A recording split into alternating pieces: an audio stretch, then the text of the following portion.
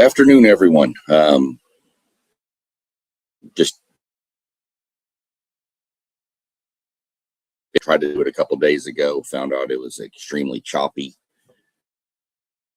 Go back through it again today, and hopefully it works. Anybody that jumps on while I'm on, if you notice it's choppy or crazy, look, try again another day. But without any hesitation, part 4 of our NASCAR for Beginner series.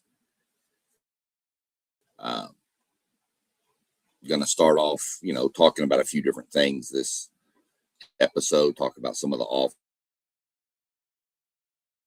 lawsuit that was settled a little bit ago. Mention some of that.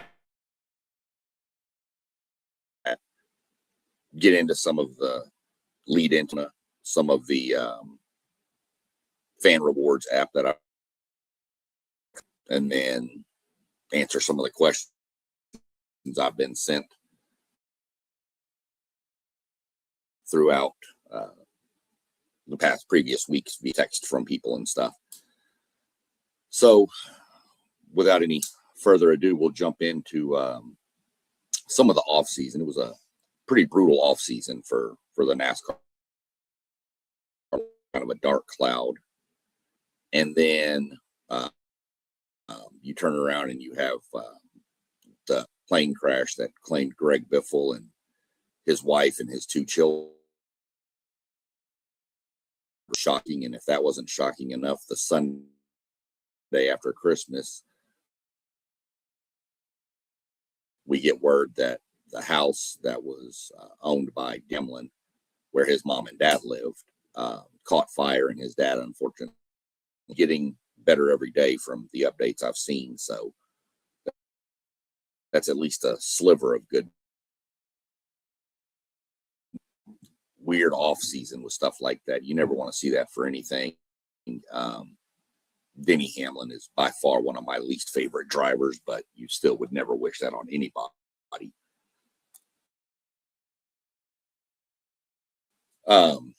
The lawsuit part was between, strangely enough, Denny Hamlin and Michael Jordan's race team and Front Row Motorsports.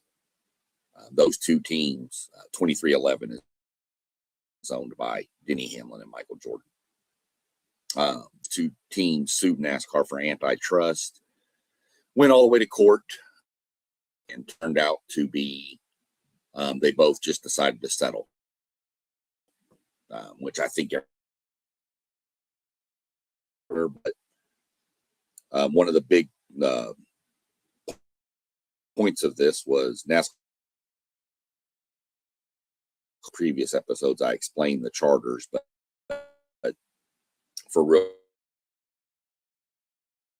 6 races of the NASCAR season, you're guaranteed a starting spot, and that's a lot of money. Teams. So there's a lot of money involved. One of the reports I saw splitting $365 million.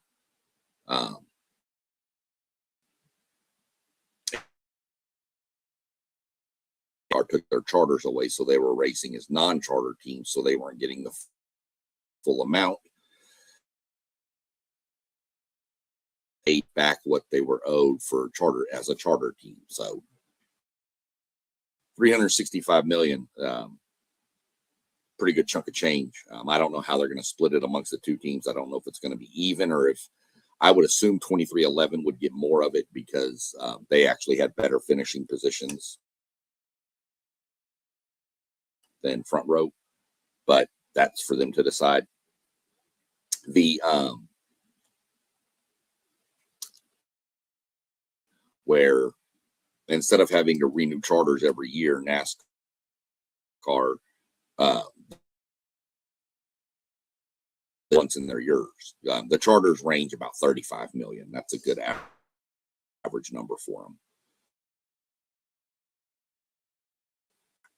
Has 4 teams in the Cup Series, so $35 million per. Now he's got, you know, those are permanent, so he doesn't have to worry about them, you know, renewing every year. So that's going to make more money, and potentially even cut some of the cost to the fans, because we'll have to see how it all plays out at the end. That's just kind of my take on it. I'm just glad it's over. As far as on track and stuff going on with what NASCAR likes to call silly season is their off season. No idea why they decided to call it silly season. They just do. A lot of movement this year as compared to previous years. Probably the biggest move would be Daniel's Spire Motorsports. That's probably the biggest move of the whole, but nothing real crazy. Like in the previous years, there's been all kinds of movement. So pretty quiet year so far. I know was formerly known as Stewart Haas Racing, which is now known as Haas Factory Team, from Fords to Chevrolets. That's only a one-car team, so doesn't really do a whole lot for the numbers count of the game. It just gives Chevrolet one more and takes one away from Ford. I guess some of the bigger news would be Craftsman is still going to be sponsoring the Truck Series, taking over the second tier, which previous year has been called the Xfinity Series. Of course, NASCAR is the NASCAR Cup Series. Probably another big announcement, which I think is going to have more to do with NASCAR in the future. Probably 2 to 3 years down the road, but Dodge is returning series with their Hemi. So that's going to be big. I'd like to see Dodge back in the series. I'd like to see Dodge eventually creep back into the Cup Series. I think they will. I just think they have a lot of development to do before they get there. And I think this is kind of their first step of bringing back their racing series. So we'll see what happens with that. But I'm kind of excited to see what Dodge can do. And their first, not really a lot of news going on in the off season. Like I said, there's been a few minor moves. Nothing.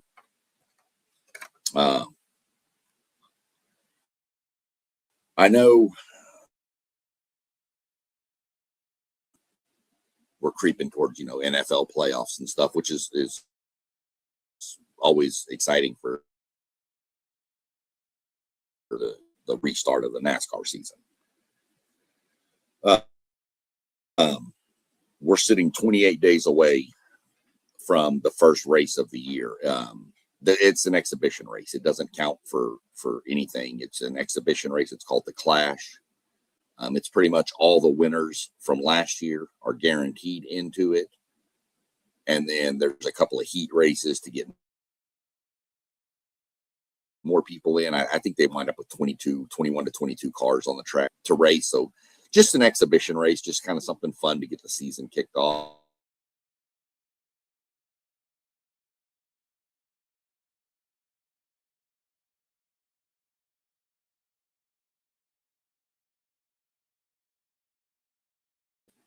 There, I don't know if I cut out for a minute, so we'll should be broadcasting the Clash. The Clash is actually held at Bowman Gray racetrack, but it's actually a football field with a race around it.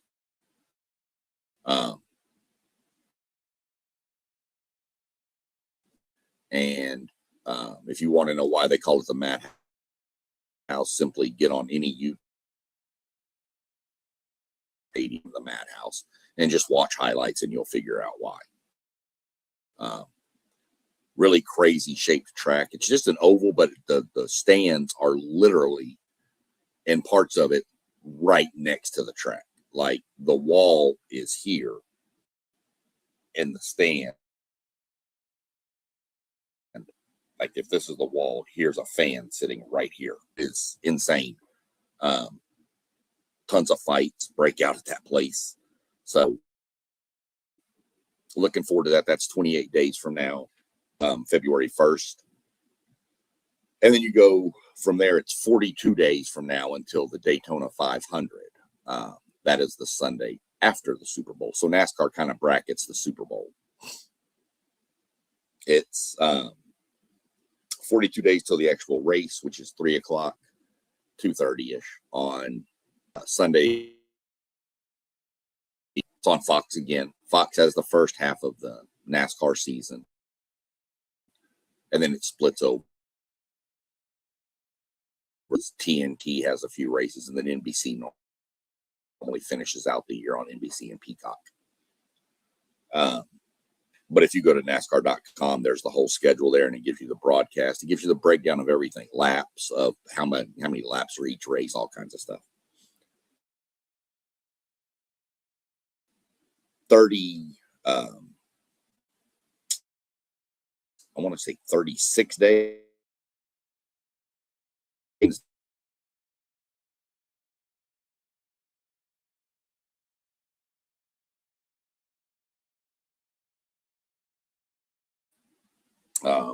I don't know what's going on with this internet. We're going to try to make it through this and hope for the best. You're like 36 days from qualifying, and qualifying sets the front row for the actual race. So those two positions will be locked in. And then Thursday, they do what they call the dual 150s, and it's 2 races, and it's pretty first duel, and everybody that qualified even is in the second duel. Now those first 2 positions are already locked behind them based on finishing position in the duel. It's 150 mile.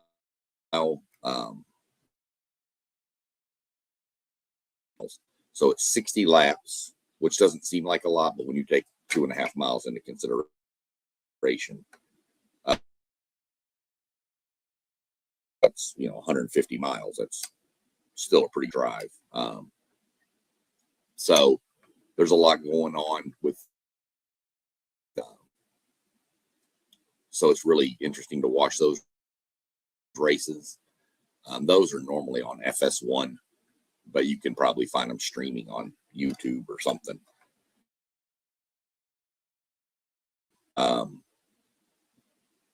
Another thing I haven't really mentioned either, jumping off track here, is NASCAR actually has their own channel on Tubi, which is free, or if you have a Roku TV, there's a NASCAR channel on Roku, which is free. It shows some of the, like in the morning, it shows the talk show that's simulcast on Sirius XM radio, and shows throughout the thing.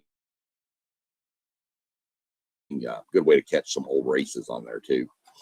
So that, if you're interested, you want to check out, give that a watch. That leads us up to Daytona. After that, you get into the one question, not really question, one topic I'm going to save for the end.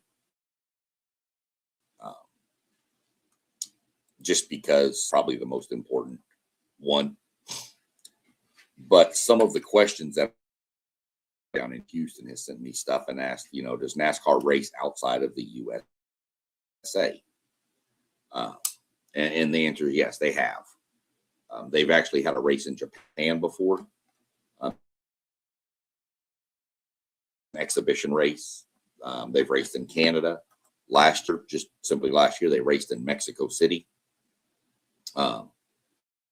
Races in like a Canada and Mexico, but it's going to be, you can't really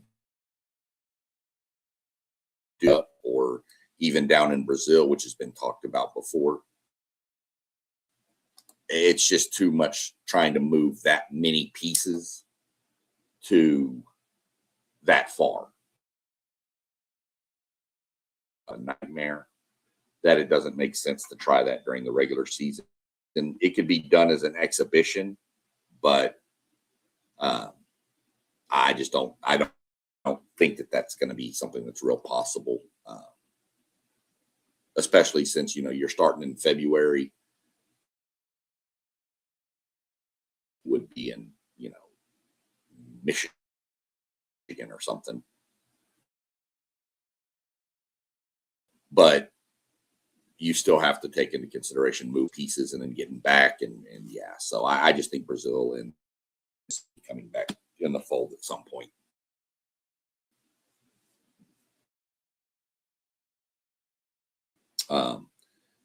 He also asked me, what is the fast turn in NASCAR? And that's a tricky one because some, your Michigan, Daytona, Talladegas, those kind of tracks. But the problem with Daytona and Talladega is those are considered pack racing where everybody's in a line and the cars can only really go as fast as the cars in front. So if the guy up front's trying to save fuel and not go as fast, then you're going to have slower speeds, of course, going into the corners. But like in Michigan, they can get spread out. I mean, there's times cars have gone turn one in Michigan at over 2. It can get pretty high speed out there. But you've got some tracks like Bristol, Tennessee, which is a half-mile track. And yeah, the speeds aren't fast, but the banking is so insane that every time he goes into a corner because of the amount of force on his body. So if you had to make me pick, I'd probably say Michigan is the fastest corner, just because I'd probably say Michigan has the fastest turn. He asked also, when did NASCAR go from dirt to pavement? Don't know the exact time frame on that. I know it started out, dirt up in the North Carolina market area, that whole area, North Carolina, Kentucky. That started. It was racing on the beach in Daytona, and then NASCAR built Daytona.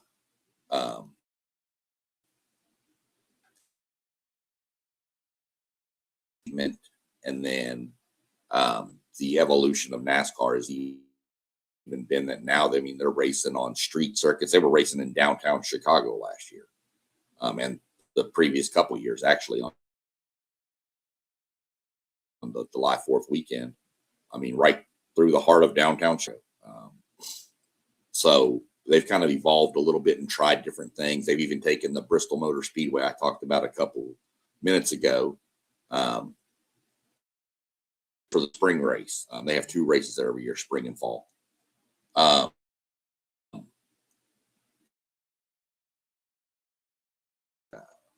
Covered it with dirt, and it was a little different, but it kind of ran its course after 3 years. People were kind of, structure and surface. But NASCAR is one that will try different things. They took Bristol Motor Speedway, and they've played college football games in the middle of it. Ball Stadium last year. I think the Reds and the Braves played there. I'll try to get stuff going.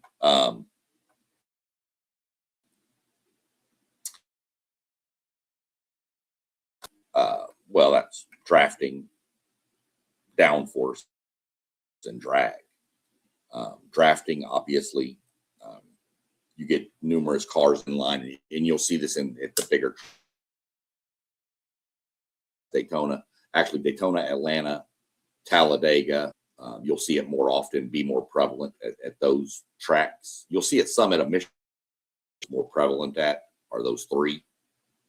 And you'll get 6, 7 cars in a line just pushing each other, and obviously the car in front is doing the most work. just kind of under a bubble that comes over the top of his car. So cars doing 160 miles an hour, and you can have a guy 4 cars behind you running half throttle doing 160 miles an hour. So he's saving fuel because he doesn't have there's no drag on his car. And that's the deal with drafting. Forces that creates drag. So, to go fast, you want to have downforce, but eliminate drag. And that's the fine line that these teams have to deal with when, you can't just make it your own heights and your own weights. It's all specified by NASCARs. You have to be this high, this weight, all that kind of stuff. So it was, there's just numerous different ways that they can do it, though. A little piece of tape on the front of the car here, believe it or not. So those are definitely the 3Ds of speed.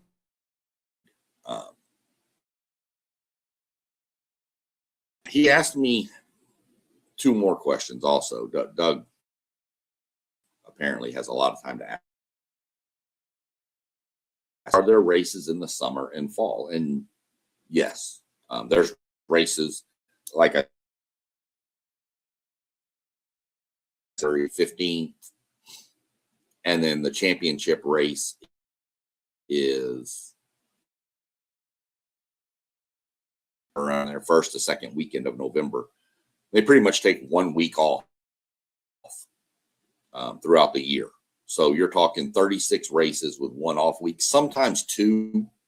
I know a couple of years ago, they took 2 weeks off in the middle of the season for the Olympic break because NBC was doing the Olympics and all of their broadcasters were going to be over at the Olympics. So NASCAR took a 2-week break.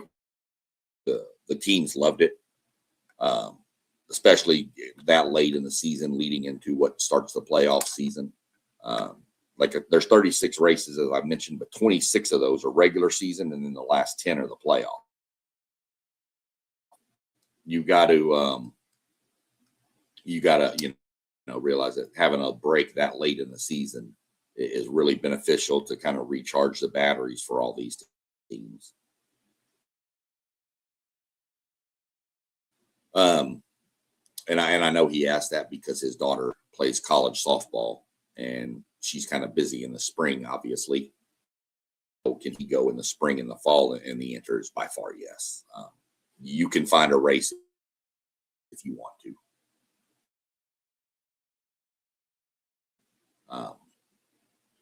His last question is one in one of the beginning episodes of this, which I should have been posting these on the screen. I apologize to y'all.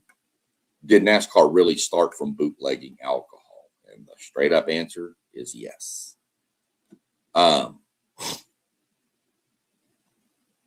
And the reason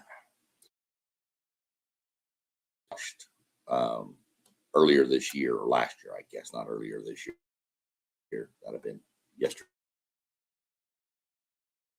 the day before. Last year I watched it. It's called Red Rising. I think it's on Netflix. I'm not 100% sure, but you can find it. Really good movie. It's pretty much the start of NASCAR. It's how NASCAR. So it just kind of gives you the breakdown. Yes, it is from running alcohol, running from the cops. And then people just started, oh, well, I can. And they just decided, and if you watch the movie, one of the dads of one of the people running the alcohol winds up just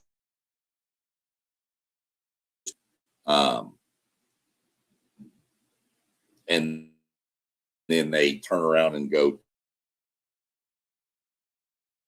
whatchamacallit, they go into even the France family talking and trying to get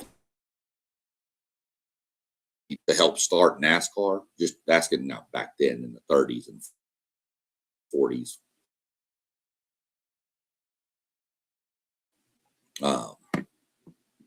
One of the main guys in the movie was like, no, I'm going to fail. And now looking back on it, hindsight, for $500, his family could have been set for the rest of their life. But that's just, what it is. It's really good movie to watch. Definitely does go into the start of NASCAR and how it started. And I have a shirt and I have a magnet that I got from the Speed. There was Shine. I have another shirt that on the back of it, it straight up says, it was only illegal if you got caught. They straight came from bootlegging alcohol. Oh, good to see you pop in too, Doug. Watching live right now. Him and my buddy Mossberg at Level Up Sport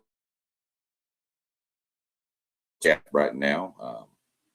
Doug, next question he just asked is, eventually there it is, are they using 87 octane like my it is actually made by Sunoco. It's called Green E15 fuel, but it's actually just a 98 octane. And just looking it up here as to what that means, it's 15% corn-based ethanol for cleaner burning and power. That's what they use in Cup, Xfinity Cup, O'Reilly's, and the Craftsman truck. So then what your truck runs. So that's kind of what they do with their fuel. It's also very expensive. I want to say in one of the previous ones I showed, it was something like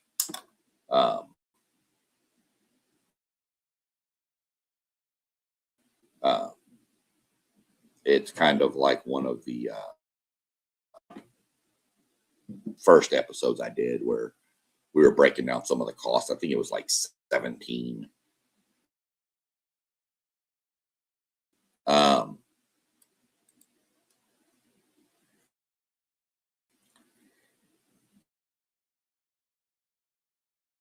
Let's see. This question came from Life down there. Favorite team or driver you root for?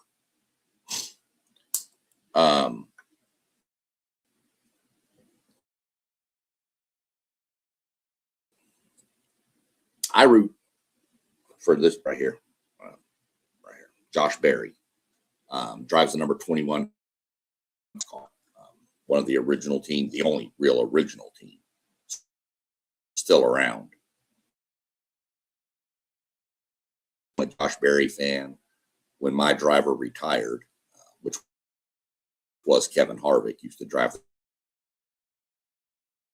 I became Josh Berry because Josh Berry took over for Kevin Harvick. So just kind of, by default, fell into Josh Berry. But I root for, which is crazy because I don't have a Ford vehicle.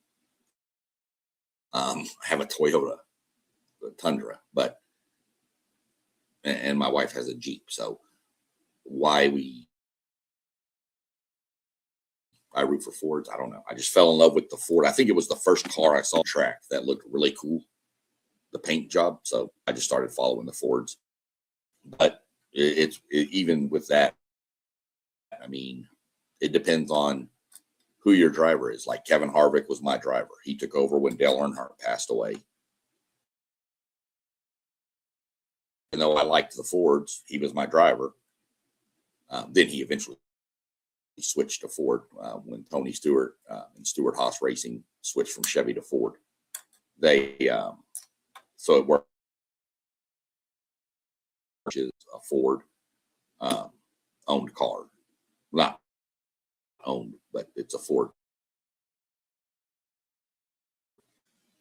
They actually are in alliance with Penske. They have an affiliation, like all shop North Carolina. So they have a really good alliance. They share info. He's probably my second favorite race team. They're also a Ford team, obviously.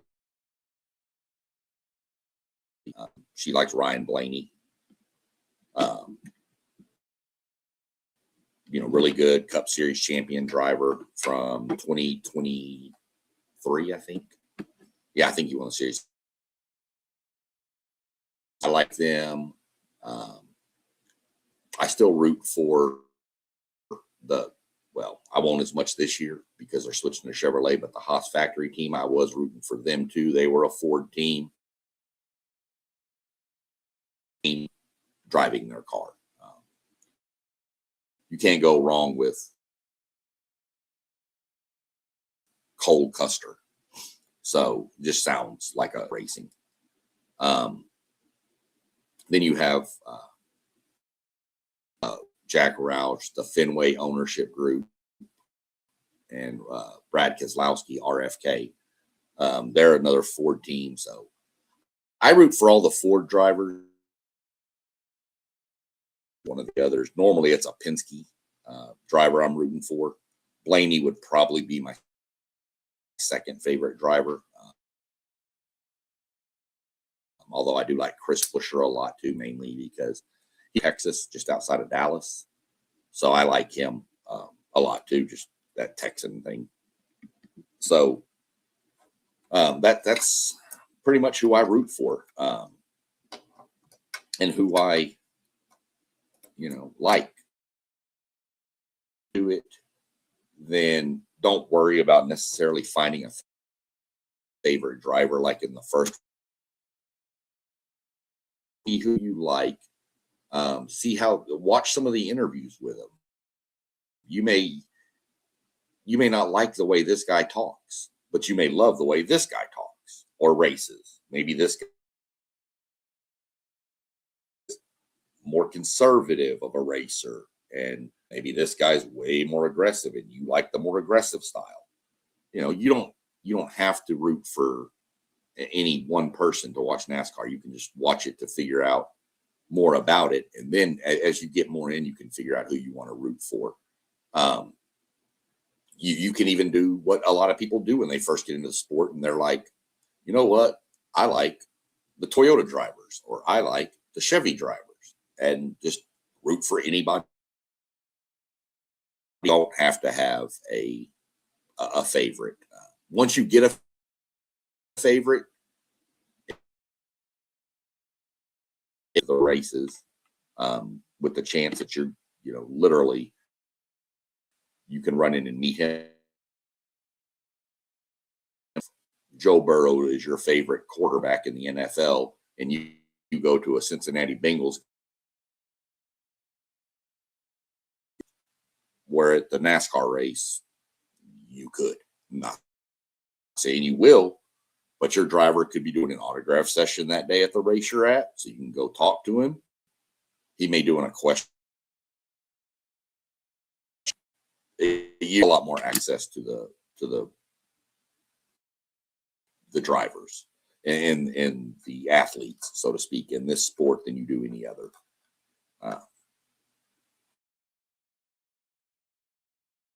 The most important one, and I'll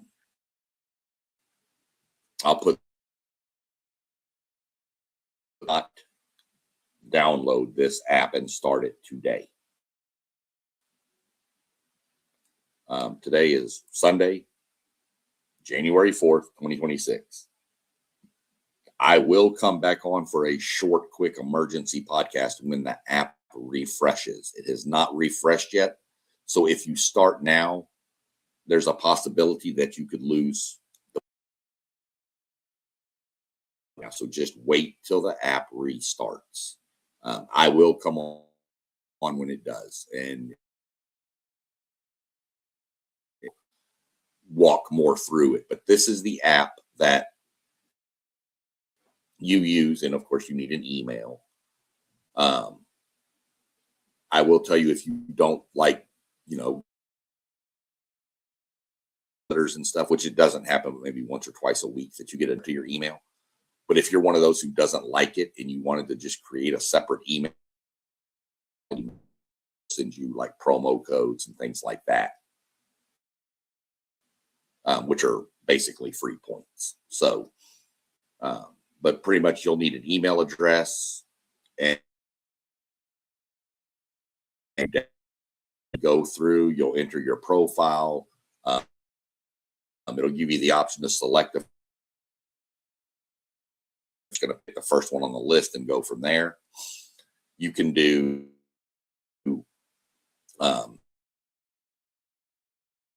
subscribe to them. It gives you bonus points.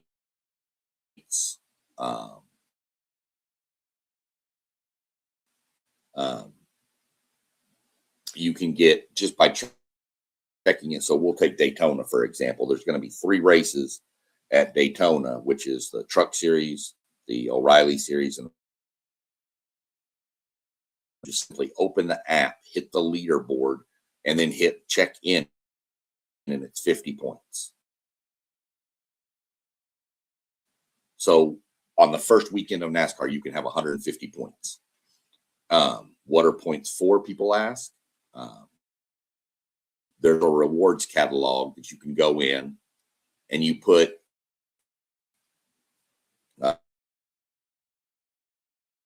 there's different things, tickets for races, anywhere from 1,500 to I've seen them up to 1,000 points for tickets. 1,500 would be like the Truck Series, 6,000 would be for like the Cups. Signed merchandise, there's regular merchandise, there's sweepstakes. I put mine in at the end of the year for a VIP trip for 2 to San Diego to the race out there this year. I like the die-cast cars from NASCAR. So there was one where I put my points in the collection of NASCAR things I like. Sometimes there's put your points in and win free Sunoco fuel for a year.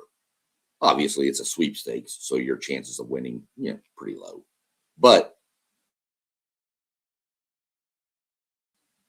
still, you're saying there's all you need is a chance. So, if you, or however many races are going on that weekend, could be up to 150 that weekend. NASCAR has a fantasy team app where you can be able to create a fantasy team and you change it every week.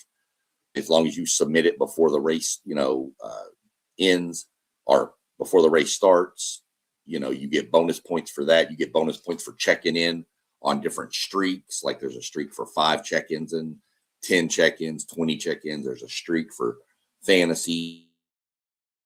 Tuesday and Thursday, they send out a question through the NASCAR app on the dashboard. Last year, the year before last, you had to answer right. Last year, it didn't matter if you answered it right. They gave you the points anyway. And it's only it's 10 points. And then last year, and you just open the app again, go to your dashboard, click Powerball, and it'll spin and it'll give you pretty much 10 points. Sometimes you get 50, sometimes 70, sometimes a little more, but Normally it's 10 points, but rookie, I think all-star and then champion. Once you progress and get points, and it seems like crazy.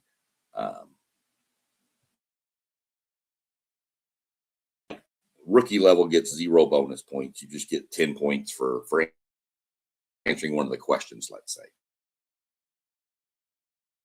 And you answer one of the questions. Well, now that 10 points has become that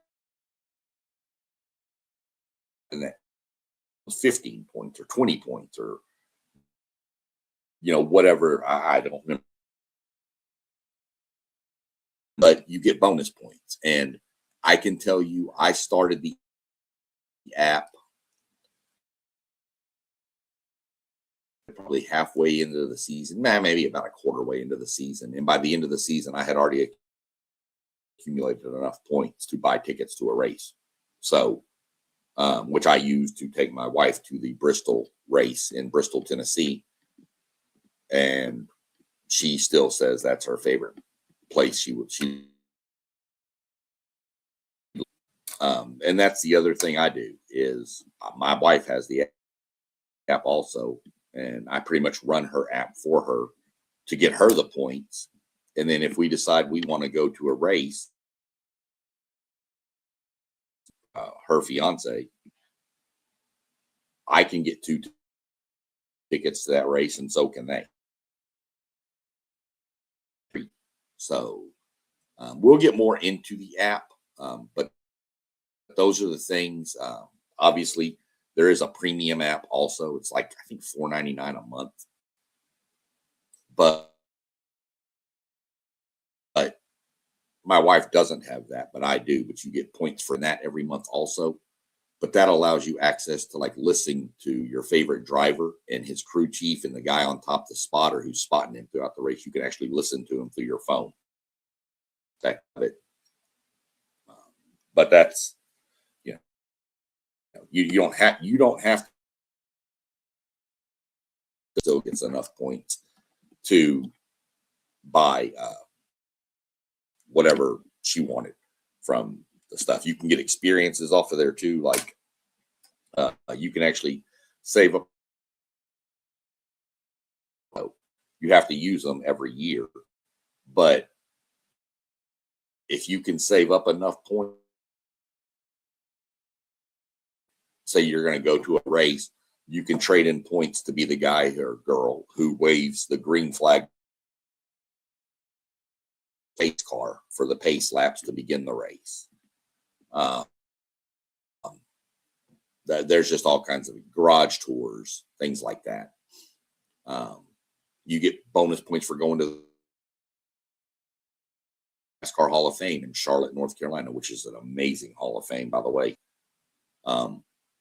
You get bonus points if you go to a race. You do a track check-in and you get an extra 100 points plus if you've got bonus points for that. So the app resets. I'm expecting it to reset probably either this week or next every day. And once it does, then like I said, we'll go on and we'll kind of go through it.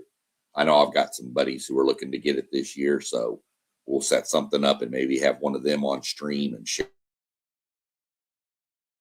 screen or something and kind of walk through where to go and things like that. So other than that, in the question section,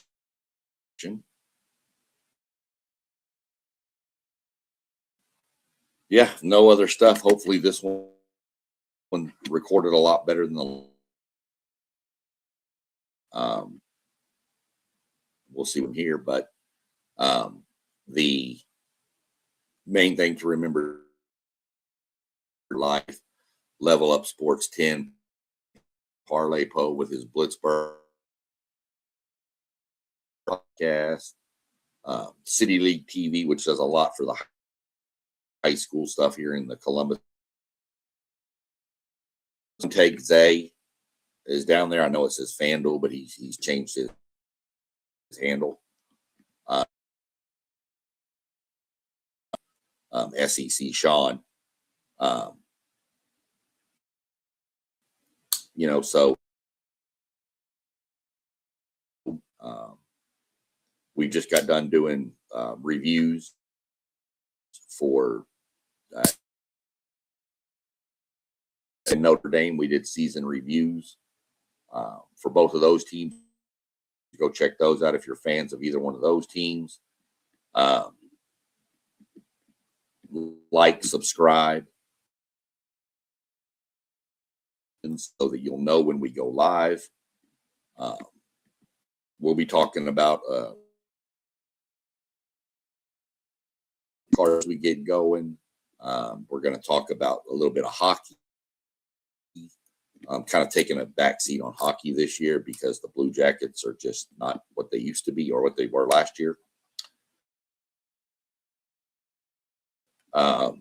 We're also going to have a buddy of mine, Adam John, with me for a couple of episodes coming up with some World Cup stuff. With the World Cup coming to the U.S., get into that a little bit, break down some of the draws, some of the pools when I make them, but give you some stuff there.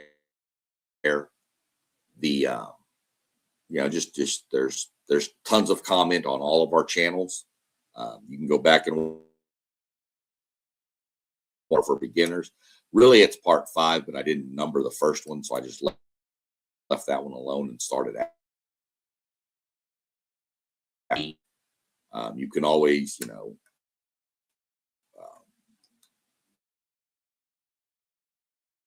reach out, or if you have your notifications on and I'm going live, if you can always, jump on and ask the question. I'll answer every question I see.